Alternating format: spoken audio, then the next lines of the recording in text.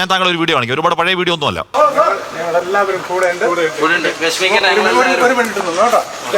വലിയൊരു സപ്പോർട്ടുണ്ട്. എന്തിനായിരുന്നു സപ്പോർട്ട് ശ്രീ വട്ടിയൂർക്കാവ് വിനോദ് കുമാർ?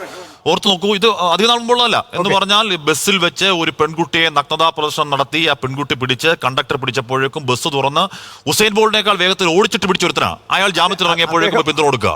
അദ്ദേഹം ഒരു പെൺകുട്ടി പ്രത്യക്ഷത്തിൽ വീഡിയോ സഹിതം ആണ് കോടതിയിൽ കൊടുത്തത്. എന്തുകൊണ്ട് 13ാമത്തെ ദിവസം ജാമ്യം കിട്ടി? എല്ലാ കാലവും ജയിലിൽ കിടക്കുക എന്നുള്ളതല്ല നമ്മുടെ നിയമപ്രമാണം.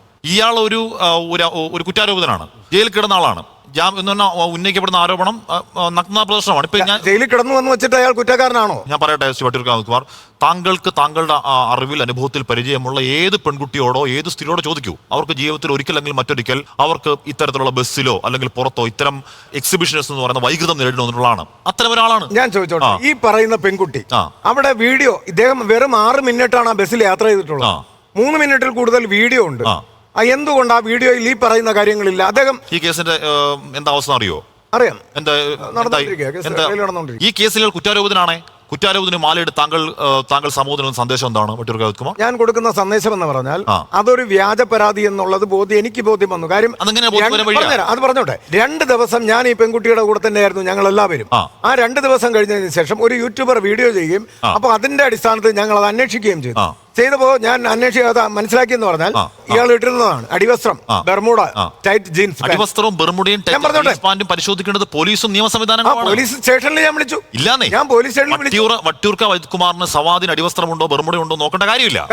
ഇത് കേസിലേക്ക് പോയി കഴിഞ്ഞാൽ അത് നോക്കേണ്ടതാണ് പോലീസും കോടതിയുമാണ്. പോലീസ് നമ്മുടെ നാട്ടിലെ നിയമ സംവിധാനത്തിൽ പോലീസ് ചുമ്മാ പോയി കേസെടുക്കില്ല. പെൺകുട്ടി പരാതി കൊടുത്താൽ കേസെടുത്തിരിക്കും. അതിന് സർക്കിൾ ഇൻസ്പെക്ടർ എന്നോട് പറഞ്ഞ കാര്യം എന്താണെന്നറിയോ? ഞങ്ങൾക്ക് ആ ചെയറിൽ ഇരിക്കാൻ പറ്റില്ല, ഞങ്ങൾ കേസ് എടുത്തില്ല എങ്കിൽ എന്നോട് പറഞ്ഞിട്ടുണ്ട്. പരാതി വ്യാജമാണെന്ന് കേസ് എടുത്തു പറഞ്ഞ പോലീസ് ഉദ്യോഗസ്ഥരുടെ പേരെന്താ? അങ്ങനെ പറയാൻ പറ്റില്ല. എന്നോട് പറഞ്ഞ സ്റ്റേഷനിൽ ഞാൻ വിളിച്ചിട്ടുണ്ടായിരുന്നു.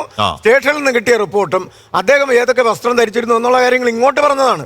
അപ്പോ അതിന്റെ അടിസ്ഥാനത്തിലാണ് ഒരു 2 പെൺകുട്ടികളുടെ